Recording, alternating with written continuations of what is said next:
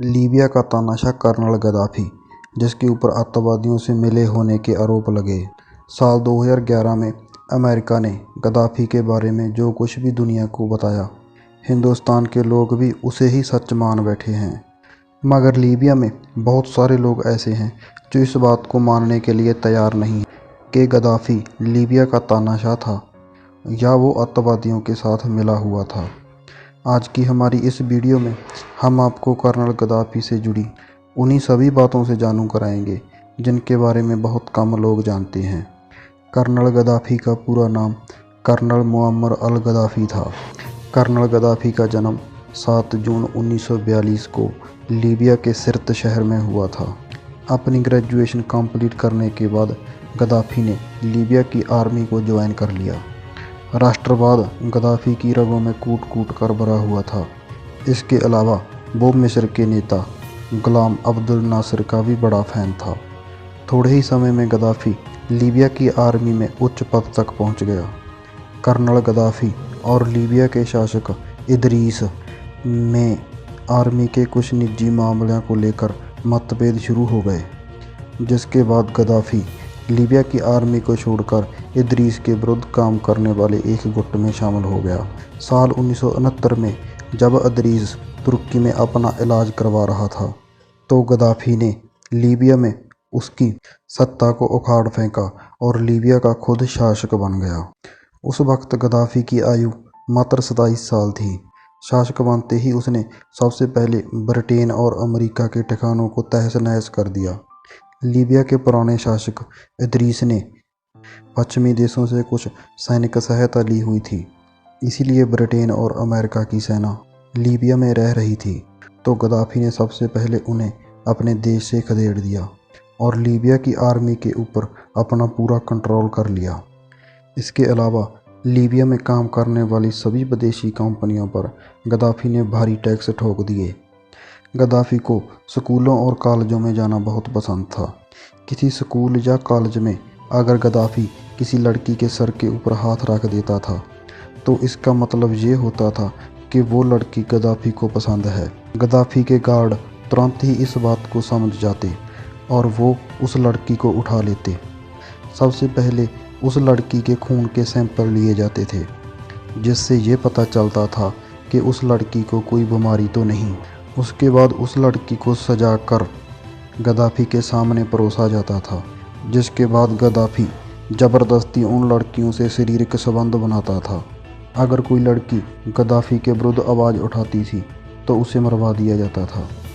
15 से 20 वर्ष की लड़कियां ही ज़्यादातर गद्दाफी की हवस का शिकार बनती थीं। गद्दाफी की मौत के बाद जब गद्दाफी के महल से बाहर आने वाली लड़कियों ने अपनी हड्डबीती सुनाई तो लीबिया की जनता उनकी हड्डबीती सुनकर सुन्न रह गई।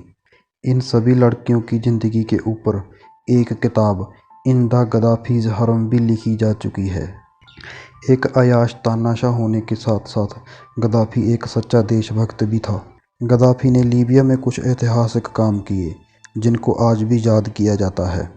गद्दाफी के शासनकाल के समय लीबिया पूरे अरब देशों में एकमात्र ऐसा देश था जहां पर सर्वश्रेष्ठ शिक्षा और सेहत की सुविधा थी।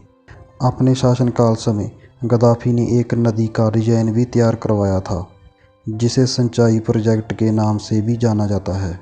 इस प्रोजेक्ट के पूरा होने के बाद न सिर्फ लीबिया में पैदावार बढ़ी, बल्कि लीबिया के घर घर में पानी भी आसानी से पहुंच गया। इस प्रोजेक्ट को गद्दाफी ने खुद दुनिया का 8वां अजूबा भी कहा था।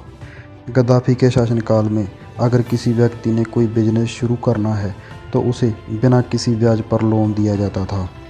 इसके अलावा पूरी लीबिया में बिजली बिल्कुल फ्री थी।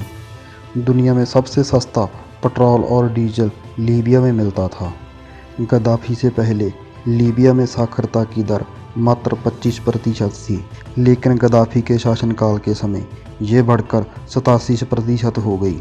42 साल लीबिया की जनता के ऊपर राज करने के बाद गद्दाफी का शासनकाल अरब स्प्रिंग की भेंट चढ़ गया। साल 2011 में पूरे अरब देशों में एक क्रांति उठी जिसने बड़े बड़े नेताओं का तख्ता पलट कर दिया। साल 2011 में लीबिया के बेनगाजी शहर में गद्दाफी के विरुद्ध प्रदर्शन शुरू हो गया। इस प्रदर्शन को दबाने के लिए गद्दाफी ने अपना पूरा यत्न किया, यहाँ तक कि लोगों पर हवाई हमले भी किए गए, जिसके बाद ये आग और ज़्यादा भड़क गई।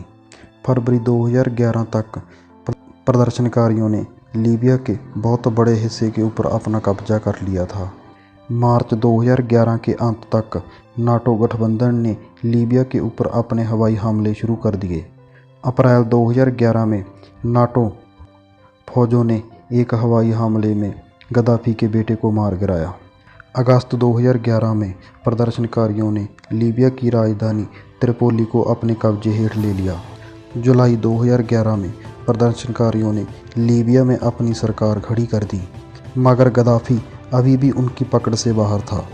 20 अक्टूबर 2011 को कुछ अधिकारियों ने बताया कि गद्दाफी की मौत सिर्त में हवाई हमले में हो गई थी। बाद में एक वीडियो भी वायरल हुआ था जिसमें कुछ लड़ाकों ने गद्दाफी को घेरा हुआ था और गद्दाफी की लाश खून से लथपथ उनके बीच पड़ी थी। ये वीडियो सच था या झूठ, इसके बारे में अभी तक कोई पुष्टि नहीं हुई है। तो दोस्तों, ये थी कर्नल मुअम्मर अल गद्दाफी की पूरी कहानी। हमें उम्मीद है कि हमारे द्वारा दी गई जानकारी आपको पसंद आई होगी। अगर हमारा वीडियो अच्छा लगे तो हमारे वीडियो को लाइक करें और हमारे चैनल को सब्सक्राइब करना बिल्कुल भी ना भूलें। इसके अलावा कमेंट करके आप हमारा मनोबल बढ़ा सकते हैं। अपना कीमती समय देने के लिए आपका बहुत बहुत धन्यवाद।